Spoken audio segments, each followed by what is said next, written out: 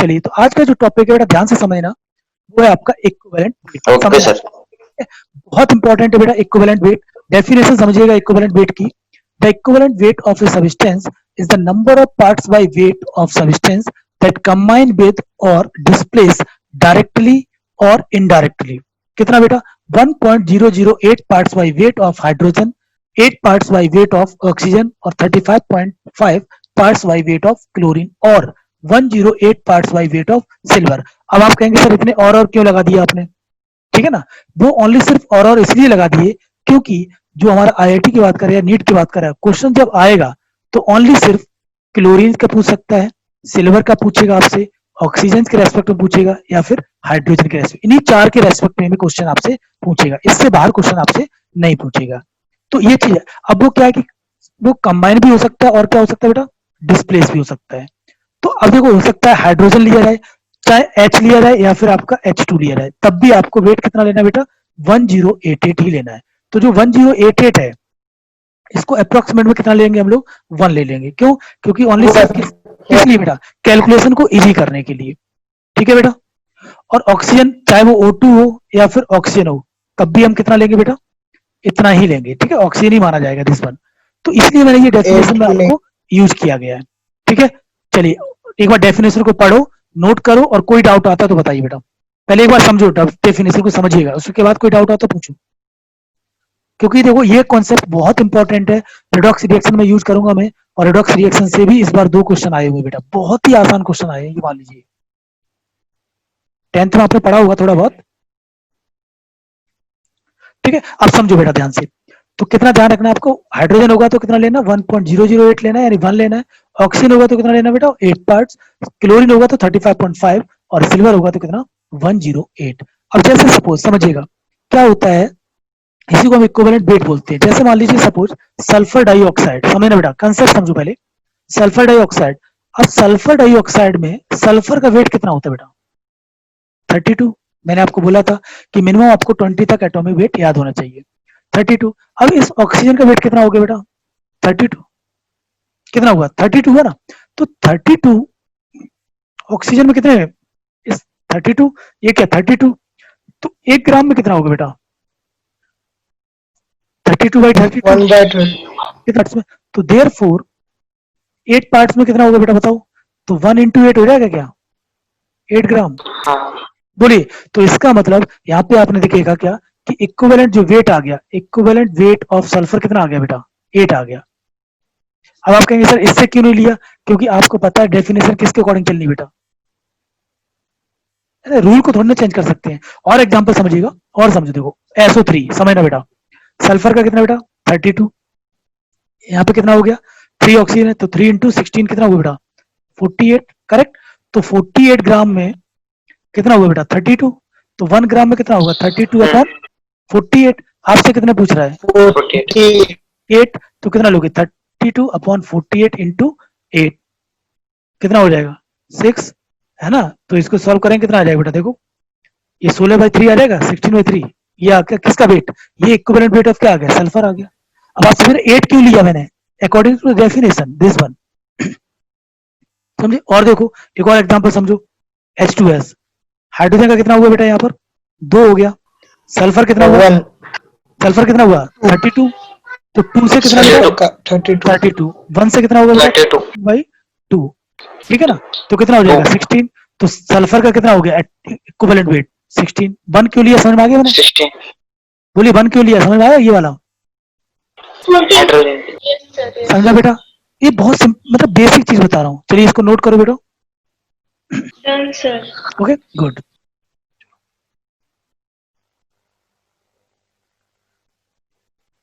अब देखिए कुछ फॉर्मूले हैं जो आपको याद करने पड़ेंगे बेटा। फॉर्मूले क्यों यूज कर रहा हूँ आपको पता है, क्योंकि जल्दी से क्या करेंगे हम, टाइम को बचाते हुए क्वेश्चंस करेंगे। पहला फॉर्मूला समझिएगा बेटा क्या, इक्विवेलेंट वेट को हम किससे रिप्रेजेंट करते हैं बेटा? ई से रिप्रेजेंट करते हैं। ठीक है, equivalent weight is equal to क्या होगा? Atomic weight upon valency. Valency भी पढ़ाऊंगा, वैलेंसी पे भी डायरेक्ट नीट में कल एक फॉर्मूला पूछा गया बेटा, डायरेक्टली फॉर्मूला, वो आपको पीरियोडिक टेबल में बताऊंगा। तो एटॉमिक वेट अपॉन वैलेंसी। अब वैलेंसी क्या होता है देखो ध्यान से समझिएगा कि जो वैलेंसी होती है किस, combining capacity of combining Elements. Capacity of element. अब जो एलिमेंट्स होते हैं, मतलब जो एलिमेंट्स होंगे, ध्यान दीजिएगा, एलिमेंट्स बोले या फिर क्या बोले बेटा, एटम, इनके लिए जो वैलेंसी होती है हमेशा क्या होगा, वो नंबर ऑफ वैलेंस इलेक्ट्रॉन, क्या चाहिए बेटा, number of valence electron, correct. ठीक है, किसके लिए बता रहा मैं, एलिमेंट्स और एटम के लिए, ये ध्यान रखना बेटा। अब देखो वैलेंसी को ही एक और वर्ड बोल देते हैं, क्या बेटा, एन फैक्टर बोलते हैं, एन फैक्टर बोल देते हैं। ठीक है, कोई दिक्कत, वैलेंसी बोले, एन फैक्टर बोले, या वैलेंस फैक्टर भी बोलते हैं, क्या बोलते हैं बेटा, वैलेंस फैक्टर, एक ही चीज है, अलग अलग नाम दे सकता है बेटा। जिसके पास आवाज नहीं पहुंच रही है तो प्लीज बता दिया करें, क्योंकि आप लोगों का नेटवर्क में प्रॉब्लम हो सकता है, इसलिए ना किसी के पास आवाज नहीं पहुंचती होगी, है ना। चलिए, अब देखो, ठीक है बेटा, समझ में आया वैलेंसी क्या होती है, कोई डाउट बेटा किसी को, बोलिए। चलिए, No, sir. अब देखो दूसरा, देखिए दूसरा बात करते हैं। देखो दूसरा फॉर्मूला क्या आता है बेटा, इक्विवेलेंट वेट ऑफ आयन। अब आयंस के बारे में, हो सकता है एलिमेंट ना हो बेटा, कोई आयंस भी हो सकता है, कैटायन और एनायन। तो क्या होगा कि जैसे हमने यहाँ पर एटॉमिक वेट लिखा, एटम का वेट, सिमिलर वे में क्या करेंगे, जो भी आपका आयंस होगा उसका वेट लिख देंगे। तो फॉर्मूला वेट ऑफ क्या बेटा, ion upon charge on ion, यानी जो भी आपका आयन होगा उस पर चार्ज जो प्रेजेंट होगा उसको ले लेंगे। ठीक है, थर्ड फॉर्मूला समझिएगा, equivalent weight of ionic compound. ध्यान देना बेटा, क्या चीज, आयोनिक कंपाउंड्स के बारे में बात कर रहा है। तो आयोनिक कंपाउंड का इक्विवेलेंट वेट क्या होता है, equivalent weight of cation plus equivalent weight of anion, क्योंकि आयोनिक कंपाउंड है तो एक कैटायन होगा, एक क्या होगा, एनायन होगा। तो कैटायन का वेट अपॉन एनायन का वेट। चलिए बेटा, इसको नोट कीजिएगा, फिर मैं आपको आगे और बात करता हूँ। फॉर्मूले देखो प्लीज याद होना चाहिए बेटा, आप बार बार पढ़ो फॉर्मूले, कोई दिक्कत नहीं। मैं लास्ट में आपको क्या करूंगा, पूरी केमिस्ट्री के फॉर्मूले जितने भी होंगे मैं आपको एक बुकलेट भी दे दूंगा, ठीक है ना, उसके आप test sir paper. Equivalent weight के जगह पे हम इक्विवेलेंट मास लिख सकते हैं क्या? हाँ बिल्कुल, देखो केमिस्ट्री में बेटा वेट लिखे या मास लिखे कोई फर्क नहीं पड़ता, लेकिन फिजिक्स में नहीं बेटा, फिजिक्स में वेट अलग होता है और मास अलग होता है। ठीक है, केमिस्ट्री में आप मास भी लिख सकते हो, कोई प्रॉब्लम नहीं बेटा। और कोई डाउट बेटा किसी के मन में, नोट किया, हो गया नोट बेटा, यस सर। ओके। चलो अब देखो ध्यान से समझना, अभी मैंने क्या बोला बेटा, जैसे अभी जो फॉर्मूले मैंने बोले हैं उन्हीं पे हम कुछ क्वेश्चंस की बात करते हैं। जैसे मान लो सपोज मैंने कहा, एग्जांपल समझना बेटा, मान लो मैंने कहा सोडियम, सोडियम का एटॉमिक नंबर कितना होता है बेटा, 28111 होता है। तो अब Yes, इसमें sir. बैलेंस इलेक्ट्रॉन कितना हो गया, जल्दी बोलो बेटा, बैलेंस इलेक्ट्रॉन कितना हुआ, वन वन। वन तो वैलेंसी कितनी होगी बेटा, वन, करेक्ट। अब इसका इक्विवेलेंट वन वेट निकालना, इक्विवेलेंट मास या फिर इक्विवेलेंट बेस। ठीक है, कोई दिक्कत नहीं। ई क्या हो जाएगा बताओ, क्या बताया था, एटॉमिक मास वेट अपॉन क्या बेटा, वैलेंसी, करेक्ट। अब देखो एटॉमिक मास कितना होता है, याद होना चाहिए बेटा आपको, कितना, 23, 23। सोडियम का कितना होता है, 23 23, upon 1 वन कितना हो गया, 23। समझ में आया कि 23 नहीं? सिमिलर वे में देखो मैग्नीशियम की बात करें बेटा, मैग्नीशियम की बात करें, मैग्नीशियम की बात करो बेटा, है ना, मैग्नीशियम की अगर हम बात करें तो मैग्नीशियम का क्या होगा 282 बेटा, देखो मैग्नीशियम का इक्विवेलेंट वेट निकालना बेटा, क्या हो जाएगा जल्दी बोलो, एटॉमिक वेट कितना बेटा, 24 अपॉन, अब देखो क्या होता है, 282, 2 करेक्ट, 12 कितना हो गया 12 2, yes क्या आ sir गया बेटा, 12 समझा 12 कि नहीं, समझ में आया पहला फॉर्मूला, yes sir yes बोलिए बेटा, बताइए कुछ टफ है क्या, टफ है ही नहीं बेटा। अब देखो दूसरा हमने फॉर्मूला क्या बताया था, आयंस के लिए, ठीक है। अब देखो दूसरा जो हम फॉर्मूले की बात करें बेटा, क्या बताया था, आयंस के लिए, देखो फॉर आयंस। अब आयंस के लिए समझो, मान लो हमने कहा बेटा क्या, कि कोई भी ले लो जो मर्जी आपकी, मान लीजिए Mg2 प्लस की बात करें, क्या बेटा Mg2 प्लस, क्या ये आयन है कि नहीं, बिल्कुल। तो इसका इक्विवेलेंट वेट कैसे बताया था, देखो इसका वेट, आयंस का वेट कितना होता है, वेट तो सेम ही होगा ना बेटा, 24 अपॉन चार्ज कितना बेटा, atomic weight of iron upon charge कितना हो गया, 12, समझा। और देखो दूसरा एग्जांपल समझो बेटा, और भी एग्जांपल समझिए, कोई दिक्कत नहीं। जैसे मान लो मैंने कहा N3 माइनस, मान लो ये है, ठीक है। चलिए इक्विवेलेंट वेट बताओ N3 माइनस का क्या होगा बेटा, इसका वेट बोलो, इसका वेट कितना होगा, 7, इसका वेट कितना होगा, 14, 14, 14 बाई चार्ज कितना बेटा, 3, मैग्नीट्यूड लेना है, 3 ध्यान रखना, चार्ज जब भी लोगे तो किसमें लोगे, मैग्नीट्यूड में। तो ये कितना आ गया, equivalent weight of this one equal to 14/3। बोलो बेटा कोई डाउट, बताइए, कोई डाउट इसमें? कोई भी डाउट किसी को भी? No. चलिए इसको नोट No, करो, sir. एग्जाम्पल नोट करो, No doubt, sir. No doubt. ठीक है, नोट कीजिएगा, फिर मैं दूसरे एग्जाम्पल से समझाता हूँ आपको। Done sir. डन, ओके बेटा। अब देखो, अभी देखो मैंने क्या बताया था, फॉर आयोनिक कंपाउंड, समझना बेटा, आयंस के लिए हो गया, आयोनिक कंपाउंड की बात करते हैं बेटा। अब देखो आयोनिक कंपाउंड का थोड़ा सा आइडिया होना चाहिए। आयोनिक मतलब क्या होता है, कैटायन और एनायन उसके अंदर होता है। जैसे मान लो सपोज NaCl क्या है, आयोनिक कंपाउंड है, ठीक है। जिनको नहीं आता है कि आयोनिक कंपाउंड्स क्या होते हैं तो परेशान होने की जरूरत बिल्कुल नहीं है। एक टॉपिक है आपका केमिकल बॉन्डिंग में, बॉन्ड के बारे में, तो वहां पे बताऊंगा बेटा, ठीक है। तो देखो NaCl है, सबसे पहले क्या करो, क्या बताया था बेटा मैंने, आयोनिक कंपाउंड्स के लिए equivalent weight of cation plus equivalent plus weight of equivalent anion, weight of anion. Correct. तो बेटा अब इसको जब ब्रेक करेंगे आप तो कैसे ब्रेक करोगे, Na plus Cl minus, Cation plus ion. Correct. तो देखो क्या लिखोगे आप, इक्विवेलेंट वेट ऑफ क्या बेटा, Na plus plus equivalent weight of क्या, Equivalent to minus. Cl minus. अब देखो क्या बताया था, इक्विवेलेंट वेट का formula atomic weight upon valency, तो इसका वेट कितना होता है बेटा 23 अपॉन 14 प्लस Cl का कितना होता है 35.5 अपॉन बेटा 23 upon 1 and 17 Correct. upon 1. अब इसको ऐड कर दो 23 प्लस 35.5 इज इक्वल टू कितना बेटा, ये आ जाएगा 58.5। समझ में आया? बोलो बेटा, कोई डाउट? हाँ सर, नो हाँ. Sir no. कोई भी डाउट है आप नो बताइए। सर। समझ में आया कि ना?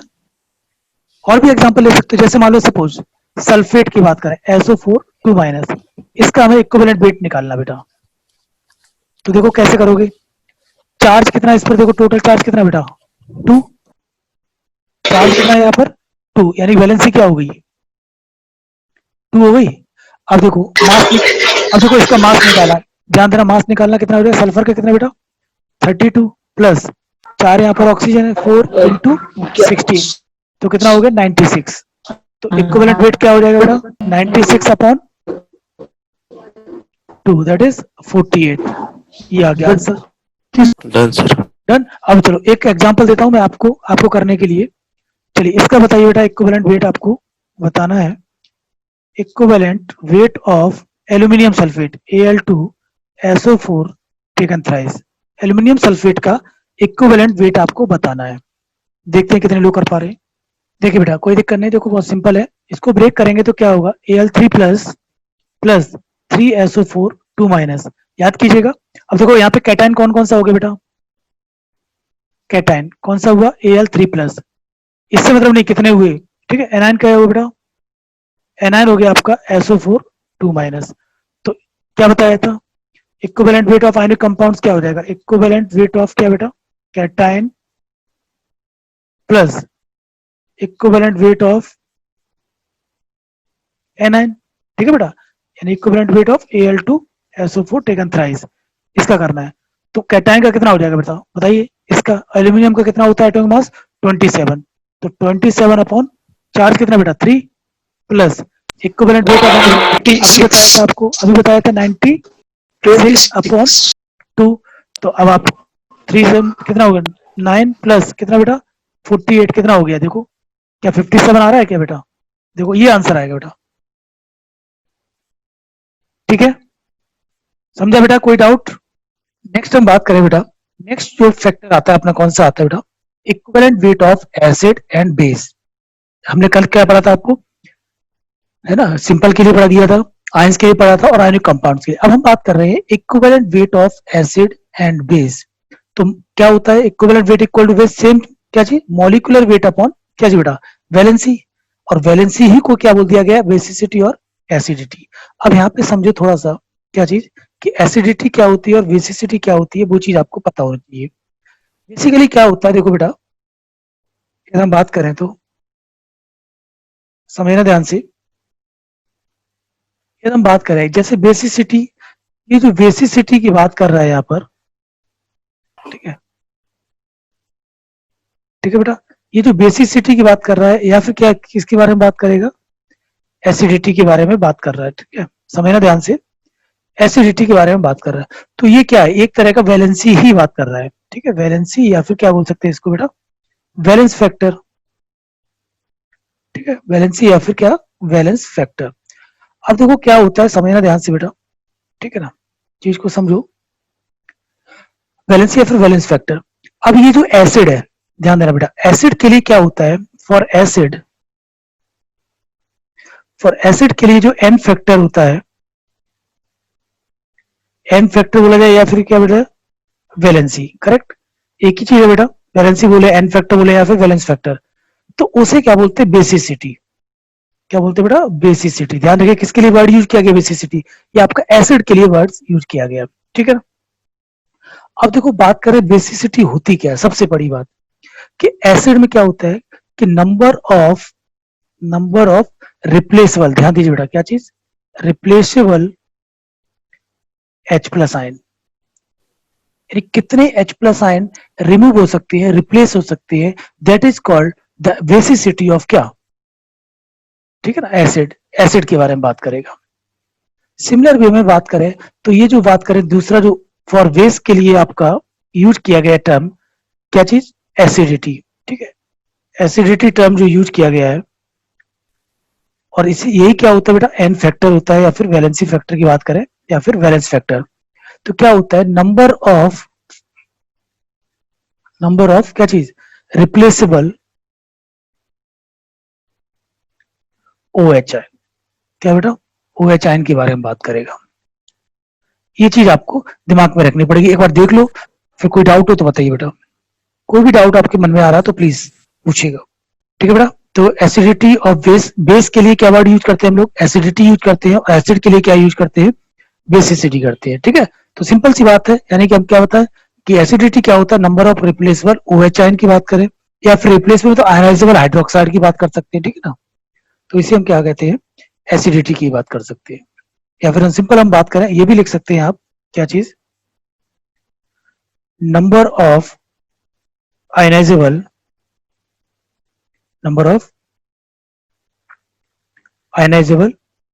OH ion present in one molecule, अब वन मॉलिक्यूल कौन सा बेटा, जो आपका बेस के बारे में बात करेगा, ठीक है, that is called one molecule of किसका बेटा, base is called acidity of base. तो ये आपको पता होना चाहिए, ठीक है, थोड़ा सा आपने 10th क्लास में पढ़ा होगा, आपको याद हो तो, ठीक है बेटा, नोट किया। चलो अब देखो समझना ध्यान से, कुछ एग्जांपल्स की बात कर लेते हैं। एसिडिटी किसके लिए यूज करते हैं, यानी जो एसिड होगा उसके लिए हम क्या यूज करेंगे बेटा, बेसिसिटी, और बेस के लिए क्या करेंगे यूज, एसिडिटी।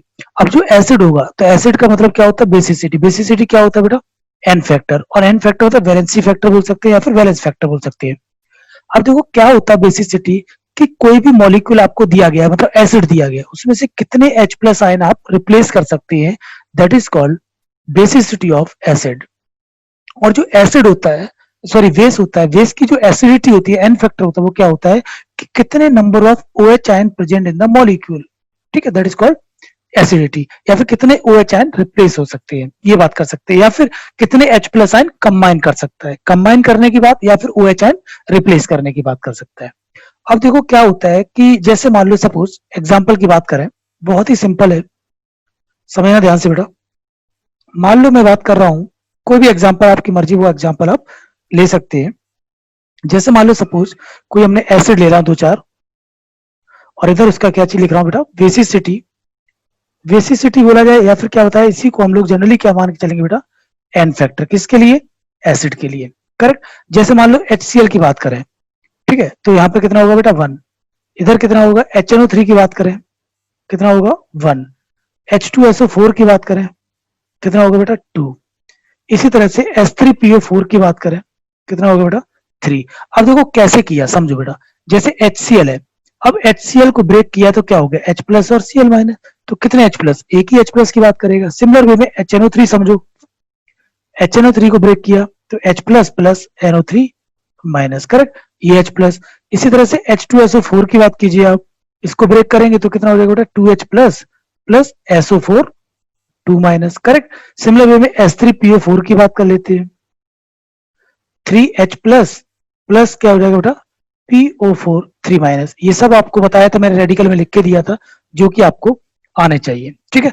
अब जो इस तरह से देखो कितने H प्लस है, 3H plus, 2H plus, this one, तो n फैक्टर कितना हो गया बेटा, 1 1 2 और 3, ठीक है। इसको नोट करो, फिर मैं इसके स्ट्रक्चर से भी बताता हूँ आपको कि किस तरह से आपको करना होगा, किस तरह नहीं करना होगा। डन सर, डन हो गया। डन, ओके बेटा। अब देखो समझना, ध्यान से समझना। जैसे मान लो सपोज पहले एसिड के बारे में बात कर रहे हैं, ठीक है ना। जैसे मान लो मैंने क्या बेटा, H3PO4, ध्यान से समझना, H3PO4, H3PO3 और H3PO2, ये काफी इंपॉर्टेंट पार्ट है, इसको ध्यान से समझना। अब मान लो H3PO4 की बात करें तो हमने क्या बताया आपसे, n फैक्टर की बात करें। n फैक्टर मतलब क्या है बेटा, बेसिसिटी। क्या चीज, बेसिसिटी, इसके बारे में बात कर रहे हैं। तो अब इसकी बेसिसिटी कितनी होगी बताइए आप। इसका 3 हो जाएगा, अभी बताया था। इसका कितना होगा बेटा, तो 3 होगा सर। कितना, H3PO3 का कितना होगा बेटा, 3, गलत बेटा, ठीक है। इसका कितना होगा देखो, 2 होगा, ध्यान थ्री। से। इसका कितना होगा बेटा, 1 होगा। अब ऐसा क्यों, अब आप जो लोग 3 बोल रहे हैं, ध्यान से, वो क्या सोच रहे हैं, 3 जो बोल रहे हैं उनका गलती क्या हो रही है, वो ये देख रहे हैं कि इसमें कितने H प्रेजेंट है ना, इसमें कितने H प्रेजेंट है, यही देख रहे हैं ना आप लोग। बताइए क्या मैं सही बोल रहा हूँ बेटा, है ना। तो यस सर। मैंने आपको ये तो नहीं बोला कि number of hydrogen present in the molecule, ये बोला क्या मैंने आपको बेसिसिटी का मतलब ये नहीं होता है कि कितने H आपको प्रेजेंट है मॉलिक्यूल। मैंने आपको क्या बताया, बेसिसिटी इज द क्या चीज, कि number of H plus ion replace, number of कितने H प्लस आपके रिप्लेस हो रहे हैं, ठीक है। तो रिप्लेसेबल H प्लस आयन की बात करेगा, एक मॉलिक्यूल से कितने H प्लस रिप्लेस हो सकते हैं, that is called the basicity. अब देखो समझना ध्यान से, तो अपने दिमाग से निकाल देना, क्या मैंने नहीं बोला कि कितने H प्रेजेंट है वो आप नहीं बताने का, ठीक है। अब समझो, देखो इसके स्ट्रक्चर से समझ में आएगा बेटा। जैसे मान लो सबसे पहले स्ट्रक्चर बनाना हो, कब भी ये क्या है, फास्फोरस के ऑक्सी एसिड है, ठीक है। अब ये फास्फोरस के क्या चीज है बेटा, ऑक्सी एसिड है, ठीक है। तो इसमें कैसे स्ट्रक्चर बनाना होगा समझो। सबसे पहले P बनाओ, देन एक ऑक्सीजन, समझना ध्यान से बेटा। ये काम सबने कर लिया, चलो। अब देखो इसके बाद कितने हाइड्रोजन प्रेजेंट है, 3, ऑक्सी कितने 4, OH OH और OH, देखो बैलेंसी कंप्लीट हो गई। फास्फोरस की कितनी बैलेंसी होती है, 5 होती है बेटा, ठीक है। सिमिलर वे में यहाँ देखो OH OH और H, करेक्ट, OH H और H, समझ में आया। अब मान लो आपसे कहा जाता है बेसिसिटी के बारे में बोला गया, ध्यान देना, यही क्वेश्चन आपका पूछा गया है 2020 में, IIT में पूछा गया बेटा, ठीक है। इसकी बेसिसिटी देखो कितने हैं, 3 यानी 3 हो गया।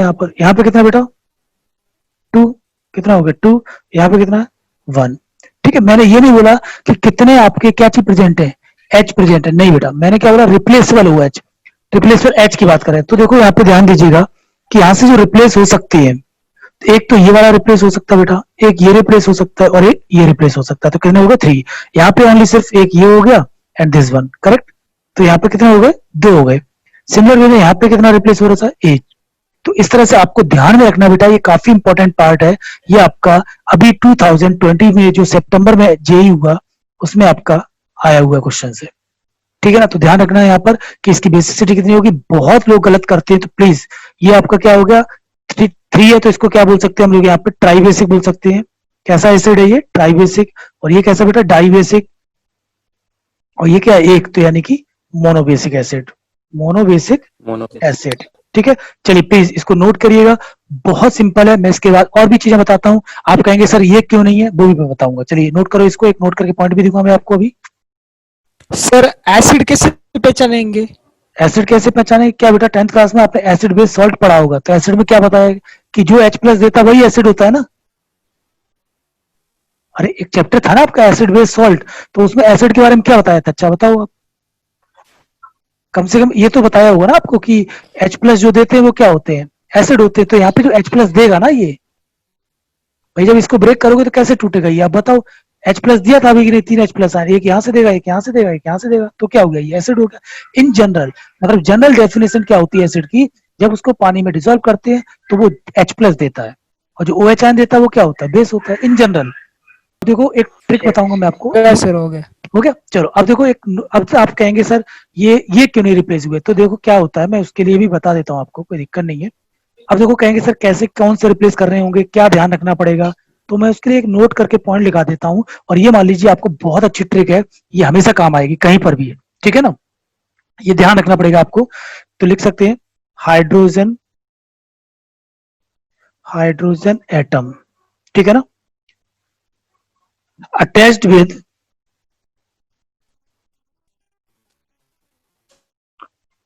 इससे ध्यान दीजिएगा क्या चीज होगा, हाइड्रोजन जो एटम किससे अटैच होंगे, ये ध्यान रखना पड़ेगा, hydrogen atom which are directly, ऐसे लिखो चाहो तो अटैच, या फिर hydrogen atom which are directly connected with, या फिर अटैच्ड,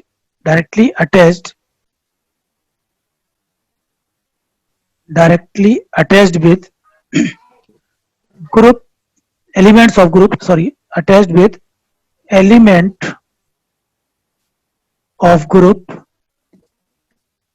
16th and 17th, ठीक है, hydrogen atom which are directly attached with elements of group 16th and क्या जी बेटा 17th, ठीक है ना, तो वो आपके क्या हो जाएंगे, जो यानी कि जो हाइड्रोजन एटम क्या होंगे, किससे कनेक्ट होंगे, ग्रुप 16th और 17th से होंगे, वो क्या होंगे आपके रिप्लेस हो सकती है, कैन रिप्लेस, ठीक है, ध्यान रखना बेटा, hydrogen atom which are directly attached with elements of group 16th और 17th कैन रिप्लेस्ड, ठीक है ना, ये ध्यान रखना पड़ेगा, ये चीज आपको ध्यान रखना पड़ेगा। अब जैसे मान लो यहाँ पे मैंने क्या लिखा, अभी आपने देखा था कि H3PO4 में, तो यहाँ पे हाइड्रोजन किससे रिप्लेस था बेटा, hydrogen atom which are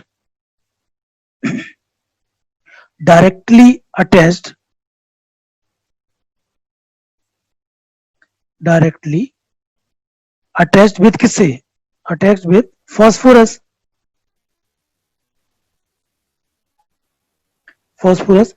cannot be replaced by metal, जो भी आपका दिया जाएगा, आपको ध्यान रखना पड़ेगा, मेटल एटम या जो भी आपका, तो ये रिप्लेस नहीं हो सकता है। जैसे देखो अब ध्यान देगा क्या बताया मैंने, ग्रुप 16 और 17, अभी देखो ध्यान से समझना बेटा, H3PO4 लिया था अपन ने, तो इसका फिर मैं दोबारा से स्ट्रक्चर बना रहा हूं, P डबल बॉन्ड OH और OH, करेक्ट बेटा, तो अब देखो ध्यान से,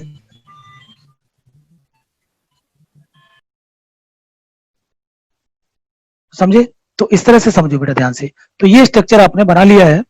अब इस स्ट्रक्चर के बारे में बात करें तो कितने रिप्लेस हो सकते हैं, आप ही बताइए बेटा। तो देखो एक तो ये, अब देखो ये क्या चीज है, ग्रुप, अब आपको ग्रुप 16 और 17 पता होना चाहिए, तो ऑक्सीजन किस ग्रुप का है, 16 ग्रुप का, तो क्या ये H रिप्लेस हो जाएगा, क्या ये वाला रिप्लेस हो जाएगा, ये रिप्लेस हो जाएगा, तो इसका मतलब यहाँ से बेसिसिटी कितनी आ गई बेटा इसकी, 3 आ गई, दैट इज n फैक्टर कितना आ गया इसका। ये मैंने बहुत काम की चीज बताई बेटा, ध्यान रखना, ग्रुप 16 और 17th एलिमेंट से जो भी कनेक्टेड होंगे हाइड्रोजन वही रिप्लेस होंगे। जैसे देखो एग्जांपल समझिए, HCl की बात करें तो Cl किस ग्रुप का है, 17th ग्रुप का है, तभी तो H से H रिप्लेस हो जा रहा है।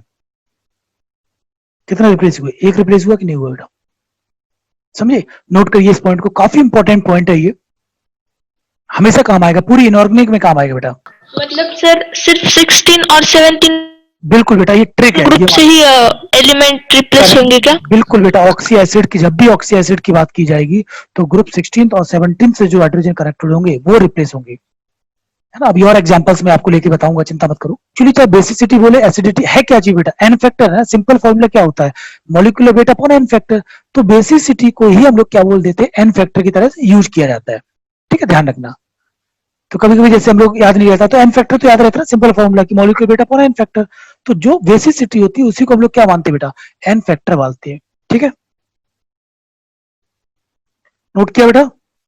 चलो अभी देखो ध्यान से समझना, अभी मैंने आपको बताया था क्या कि H3PO4, फिर दोबारा से ले लेता हूं मैं इसके स्ट्रक्चर, H3PO4 H3PO3, अब ये क्यों ले रहा हूं, क्योंकि ये बहुत इंपॉर्टेंट है बेटा, ध्यान रखना, क्योंकि बहुत सारे स्टूडेंट गलत करते हैं और मैं आपको बता दे रहा हूं, फिर भी आपसे जब भी मैं 1-2 चैप्टर के बाद पूछूंगा फिर भी आप गलत करेंगे, तो इसलिए प्लीज ध्यान से समझिएगा क्योंकि काफी इंपॉर्टेंट है। और अभी आपका जो जेई का एग्जाम हुआ था सितंबर में, उसमें क्वेश्चन ये पूछा गया था।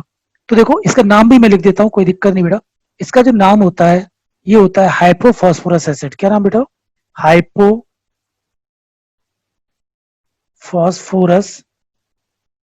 एसिड। ये नाम भी याद होना चाहिए बेटा, कभी कभी डायरेक्टली नाम से पूछ लेता है। और H3PO3 को बोलते हैं क्या? Phosphorous acid. Phosphorous acid, correct. और इसको बोलते हैं क्या बेटा? Orthophosphoric acid. ऑर्थोफॉस्फोरिक एसिड या सिंपल फॉस्फोरिक एसिड भी बोलते हैं। या सिंपल क्या बेटा? Phosphoric acid. नाम भी याद होना चाहिए बेटा, करेक्ट। अब देखो ध्यान से, इनके स्ट्रक्चर की बात करें, स्ट्रक्चर भी पता होना चाहिए आपको, क्योंकि स्ट्रक्चर से भी चीजें आनी चाहिए। P double bond O, OH, OH, और ये क्या बेटा? OH। P double bond O, OH, OH, और क्या बचा? एक H बचा, ठीक है। इसी तरह से यहाँ पे देखो P डबल बॉन्ड O, एक OH बना दिया, तो ऑक्सीजन तो खत्म हो गया, अब क्या बचा? हाइड्रोजन। तो हाइड्रोजन कनेक्ट कर दो बेटा, ठीक है, इस तरह से। अब ध्यान से समझना, अब ध्यान से देखो बेटा, मैंने क्या बताया था कि ऑक्सी एसिड में से हाइड्रोजन वही रिप्लेस होंगे which are connected with group 16th और 17th एलिमेंट। तो ऑक्सीजन क्या ग्रुप 16th का है बेटा, ठीक है। तो ये रिप्लेस हो जाएंगे आपके, ये भी हो जाएगा, ये भी हो जाएगा, और ये भी हो जाएगा। तो समझ में आ गया इसके बेसिसिटी कितनी हो जाएगी बेटा? बेसिसिटी बोले या फिर एन फैक्टर, तो 3 हो जाएगा। इधर देखो, एक तो ये रिप्लेस होगा और एक ये रिप्लेस नहीं होगा। क्यों नहीं होगा? क्योंकि ये जो फॉस्फोरस है वो किससे कनेक्टेड है? एच किससे कनेक्टेड है? डायरेक्टली फॉस्फोरस से कनेक्टेड है। और फॉस्फोरस कौन से ग्रुप का बेटा? 15th ग्रुप का है, 15वें ग्रुप का। तो इसलिए जो इसका एन फैक्टर होगा यानी कि बेसिसिटी होगी वो कितनी हो जाएगी बेटा? That is 2। सिमिलर यहाँ पे देखिए बेसिसिटी कितनी हो जाएगी बेटा? 1, क्योंकि ये रिप्लेस होगा, ये वाले रिप्लेस नहीं होंगे। ध्यान रखना, ये रिप्लेस नहीं होंगे, करेक्ट। तो ओनली सिर्फ ये वाला रिप्लेस होगा। समझ में आया कि नहीं? तो देखो ट्रिक काम आई कि नहीं आई आपकी? तो ध्यान रखना बेटा, मैंने आपको ये नहीं बताया फॉर्मूले में कि number of H plus present in the molecule, ठीक है। मैंने ये नहीं कहा हाइड्रोजन कितने प्रेजेंट है, मैंने आपसे ये कहा कितने रिप्लेस हो सकते हैं, और वो कौन कौन से रिप्लेस होंगे? Which are directly connected with group 16th और 17th एलिमेंट। समझ में आया बेटा कि नहीं अभी तक? बताइए, अभी भी कोई डाउट है तो बताओ प्लीज, बहुत इंपॉर्टेंट पॉइंट है ये। काफी लोग स्टूडेंट गलत करते हो, आप में से काफी लोगों गलत करेंगे, आगे भी गलत करेंगे, जब मैं पूछूंगा तब। अभी भूल जाएंगे आप तो देखना गलत करेंगे, इसलिए प्लीज गलत नहीं सर, करना है। हाँ बोलो। सर आवाज नहीं आ रही। क्वेश्चन कैसे पूछते इस पर वो बताओ ना। अब देखो पहला क्वेश्चन तो यही हो सकता है कि सर इसकी क्वेश्चन कैसे बेसिसिटी क्या है। पूछते? पहला क्वेश्चन तो यही हो सकता है बेसिसिटी क्या है इसकी, ठीक है। मान लो आपसे अभी मैं क्वेश्चन पूछता हूँ, है ना, आपसे बोलेगा कि बेटा, आपको दे देगा और आपसे कहेगा इसमें से डाई बेसिक कौन सा, ट्राई बेसिक कौन सा और मोनो बेसिक कौन सा है, ठीक है। चलिए इसको नोट करो, फिर मैं क्वेश्चन भी पूछ लेता हूँ आपसे, कोई दिक्कत नहीं। पहला तो एक तो ये पता होना चाहिए बेसिसिटी क्या है और एन फैक्टर क्या है इसका, क्योंकि ये नहीं पता होगा तो फिर क्वेश्चन गलत हो जाएगा बेटा। एक होता है बेटा H3BO3, फिर मैं क्वेश्चन लेता हूँ। H3BO3 इसको बोलते हैं क्या बेटा? Boric acid. क्या बोलते हैं? Boric acid. काफी इंपॉर्टेंट क्वेश्चन चल रहे हैं, ध्यान रखना, ये सारे इंपॉर्टेंट है IIT के लिए, नीट के लिए। ऑर्थोबोरिक एसिड भी बोलते हैं बेटा, ठीक है ना। H3BO3 क्या बोलते हैं? बोरिक एसिड, और it is also called orthoboric acid. अब ध्यान देना, इसकी जो बेसिसिटी होती है बेटा, क्या चीज? बेसिसिटी। अब कितना होगा बेसिसिटी? यदि आपको पता नहीं होगा कंसेप्ट तो आंसर क्या दे देंगे आप? 3, जो कि गलत है, ठीक है। तो इसकी बेसिसिटी होती है बेटा 1। ध्यान रखना बेटा, काफी इंपॉर्टेंट पार्ट है। इसकी बेसिसिटी कितनी होती है? 1 होती है, यानी कि मोनोबेसिक एसिड है। दैट इज कैसा है बेटा? ये मोनोबेसिक एसिड। कैसा है ये? मोनोबेसिक एसिड है, करेक्ट। अब देखो ऐसा क्यों होता है, ध्यान देना, because sir boron 16 it accept, 16 group का है शायद। शायद नहीं चलता बेटा यहाँ पर, है ना। आपको इसका मतलब अभी ग्रुप नंबर के बारे में पता नहीं, कोई बात नहीं, जब पीरियोडिक टेबल पढ़ाएंगे तो समझ में आएगा आपको। थोड़ा बहुत आइडिया होना चाहिए, 10th क्लास में आप पास आउट है बेटा, है ना। पीरियोडिक टेबल चैप्टर था इसलिए मैं बोल रहा हूँ, नहीं तो पीरियोडिक टेबल पढ़ाऊंगा तो समझ में आएगा ही आपको, ठीक है। बिकॉज इट एक्सेप्ट, क्या चाहिए बेटा? ध्यान से समझिएगा, मोनोबेसिक एसिड क्यों कहते हैं? Because it accept 1 OH ion. क्या चाहिए बेटा? 1 OH आयन। कब? when reacts with water। अब समझो ध्यान से कि H3VO3 की रिएक्शन ये हमने किससे कर दी, वाटर से कर दी, यानी कि H2O से कर दी। किससे कर दी बेटा, H2O से। तो क्या होगा, ये कितने एक्सेप्ट करता है, 1 OH आयन एक्सेप्ट करता है। तो ये बन जाएगा आपका BOH,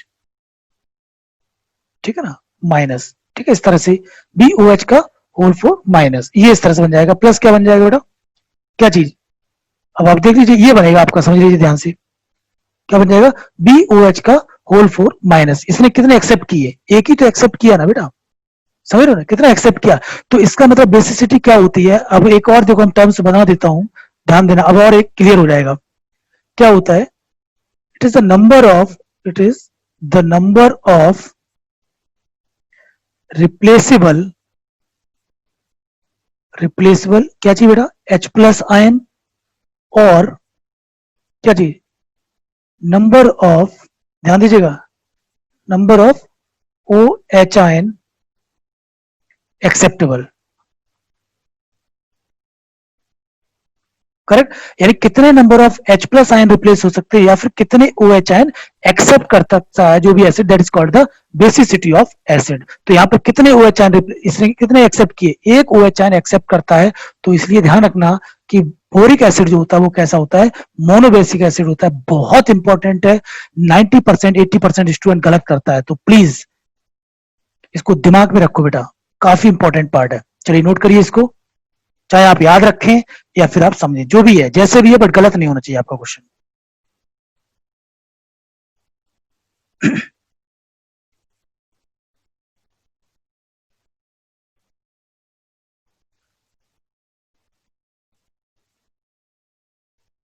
और एक चैप्टर है आपका एसिड बेस सॉल्ट करके 12th क्लास में, मतलब आयनिक इक्विलिब्रियम, वहां पर भी हम इसके पढ़ेंगे, कोई दिक्कत नहीं है बेटा।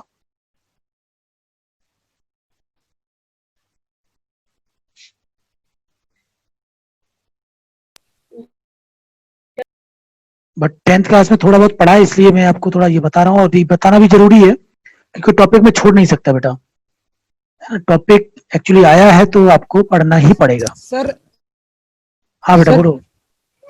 सर हमें कैसे पता चलेगा वो कितने OH आयन रिप्लेस करते, उसकी रिएक्शन करके देखने की क्या? नहीं, अब जैसे मैंने ये करके दिखा दिया आपको, है ना बेटा, तो ये आप याद रखिए आप, है ना, ये चीज है। हाँ।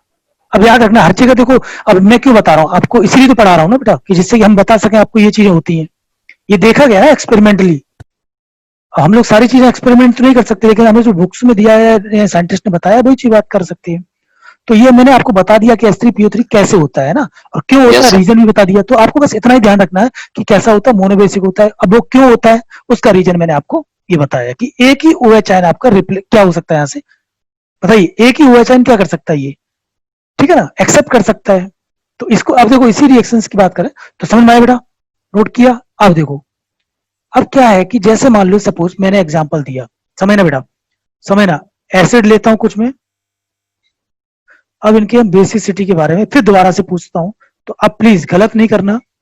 एन फैक्टर, बेसिसिटी को क्या बोलते हैं, एन फैक्टर। H2SO4 देख लो एक बार, H2SO4 का स्ट्रक्चर भी देख सकते हैं आप, कोई दिक्कत नहीं। सल्फर, ये स्ट्रक्चर होता है, आपको याद भी रहना चाहिए बेटा, ठीक है ना। तो कितने H आपको रिप्लेस होंगे बेटा, 2 ही होंगे ना। S3PO4, S3BO3, S3PO3, S3PO2, correct बेटा, समझ में आ गया होगा। इसको अब हटा देता हूं यहां से, ये समझ में आ गया होगा आपको।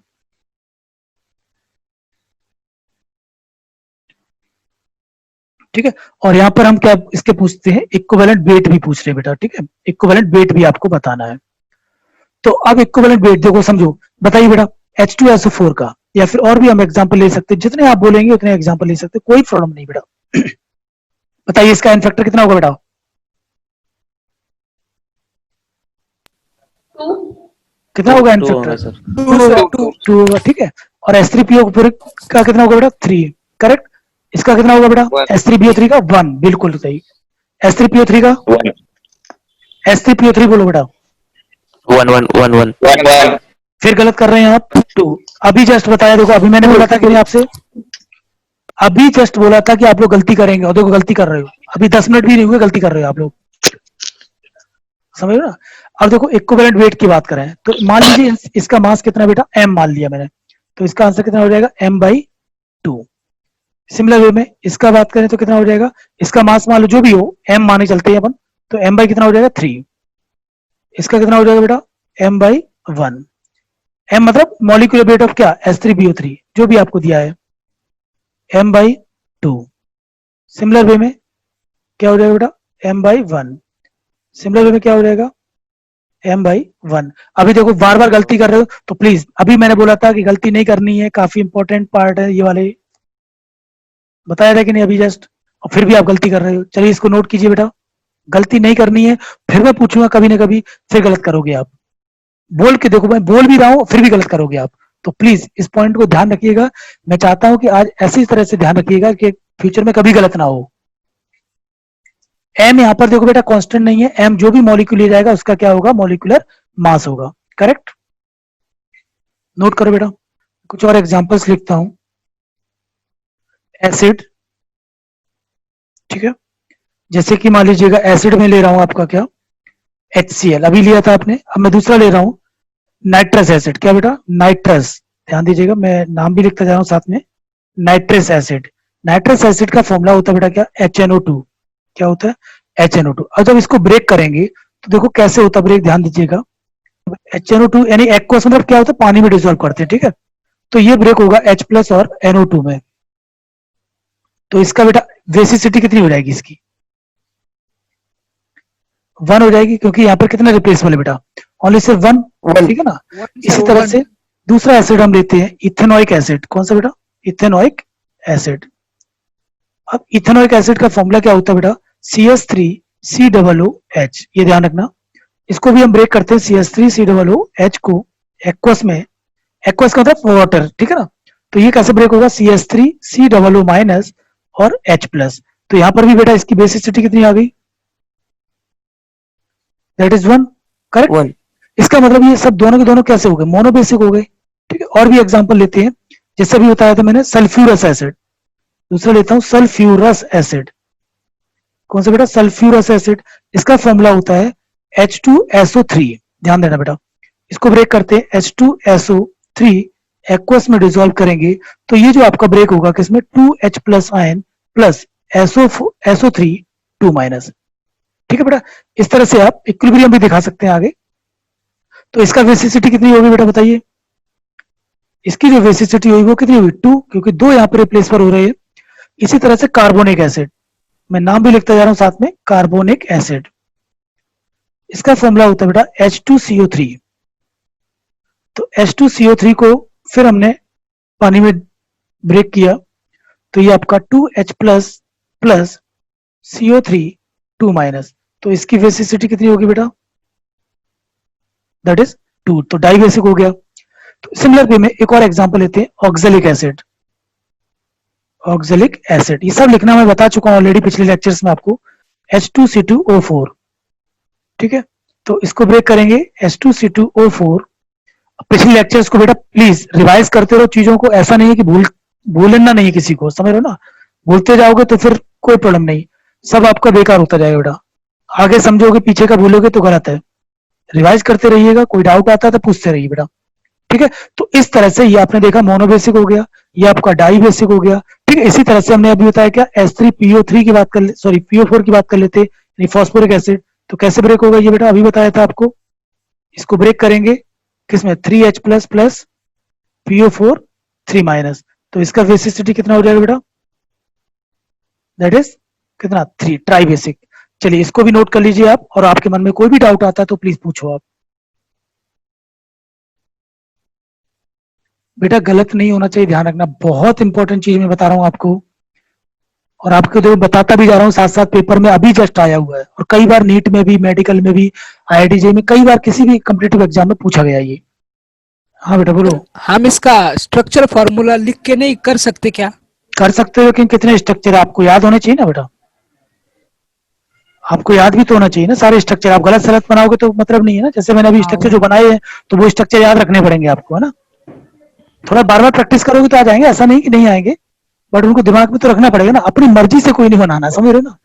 रूल होता है उस हिसाब से चलना पड़ेगा बेटा आपको, ठीक है। केमिकल बॉन्डिंग में पढ़ेंगे ना सर ये?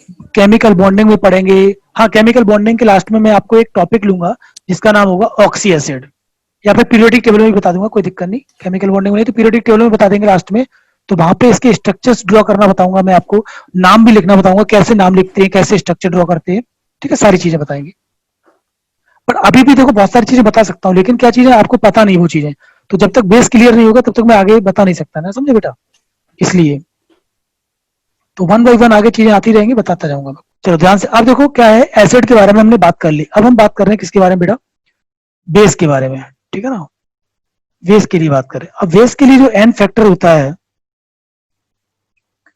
बेस के लिए एन फैक्टर की बात करें बेटा, एन फैक्टर को ही हम लोग क्या लेंगे नाम, एसिडिटी, क्या चाहिए बेटा, एसिडिटी। अभी क्या बताया था बेटा, एसिडिटी के फॉर्मूला बताइए जल्दी से, क्या बताया था मैंने, एसिडिटी क्या होती है, अभी बताया था आपको, मैं दोबारा लिख देता हूं, कोई दिक्कत नहीं, नंबर ऑफ, बिल्कुल रिप्लेसेबल या फिर आयनाइजेबल, ठीक है बेटा, आयनाइजेबल क्या चीज, OH ion, correct, present in one molecule of base is called क्या जी बेटा, एसिडिटी, ठीक है। ये आपको चीजें पता होनी चाहिए। अब देखो कोई एग्जांपल्स की बात करें, जैसे मान लो सपोज हम बात कर रहे हैं बेटा NaOH, समझना ध्यान से, NaOH, तो NaOH है तो सोडियम हाइड्रोक्साइड बेस, सही बेटा। अब इसको ब्रेक करेंगे तो क्या होगा, Na plus plus OH minus, ठीक है, CaOH का होल ट्वाइस, कैल्शियम हाइड्रोक्साइड, तो Ca2 plus plus 2OH minus, correct, AlOH का होल थ्राइस, एल्यूमिनियम हाइड्रोक्साइड, इसको ब्रेक करेंगे क्या होगा बेटा, Al3 plus plus 3OH minus, कोई भी आप ले लो, जो मर्जी आप, इस तरह से आप कोई भी यूज कर सकते हैं, ठीक है ना।